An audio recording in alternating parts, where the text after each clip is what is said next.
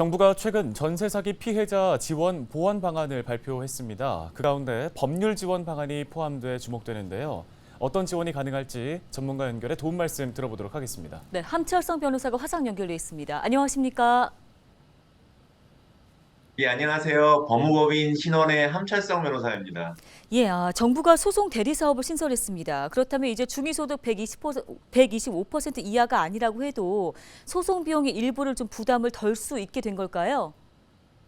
예, 그렇습니다. 그간 전세 피해 지원센터나 찾아가는 상담 등을 통해 법률 상담을 받더라도 소송 등 추가적인 법률 조치는 본인이 직접 진행해야 했는데요. 앞으로는 정부가 지급 명령과 보증금 반환 청구 등 경매 개시를 위한 집행권한 확보, 공인중개사에 대한 손해배상 청구 등 법적 절차 지원을 희망하는 경우 법률 전문가를 연계 대응해 1인당 250만 원까지 법률 전문가 조력 비용을 지원할 계획입니다.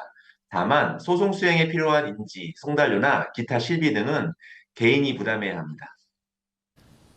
네, 그런데 법률적 조력이라는 게 비용 부담만 줄여서는 될 일이 아닐 것 같습니다. 비용 부담 외에도 또 다른 조력들이 이루어진다면 도움이 될 것 같은데요. 예, 사망 임대인의 피해자가 후속 절차를 진행할 수 있도록 법률 지원도 만들었습니다. 피해자가 임차주택의 경매를 위해서는 계약 해지 보증금 반환 청구 소송 등 법적 절차가 선행돼야 하는데 임대인이 사망할 경우 상속폭이나 상속인 불명 등으로 상속이 지연되는 경우가 많았습니다. 이 경우 특히 후속 절차 시 통지의 상대방 특정이 힘들었는데요. 이제 상속 절차가 완료되지 않더라도 피해자가 경매 등 후속 절차를 원활히 진행할 수 있도록 정기 공고를 통해 피해자를 모집하여 상속재산 관리인 선임 심판 청구 절차 비용을 지원할 계획입니다. 예, 그런데 변호사님, 무엇보다 법적 대응에는 사실 많은 시간과 절차가 필요하지 않겠습니까?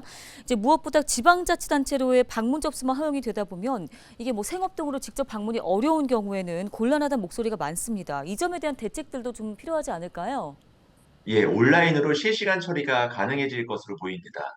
피해자 결정문 송달 시 이사 등 주소 변경으로 결정문을 받지 못하거나 받더라도 분실하는 경우 재발급까지 또 기다려야 했는데요. 신청 접수부터 결정 통지까지 온라인으로 처리할 수 있는 피해자 지원 관리 시스템을 개발 중에 있습니다. 시스템 개발 전까지 직접 송달이 곤란한 경우에 대해 전자우편 송달을 시범적으로 실시할 계획입니다.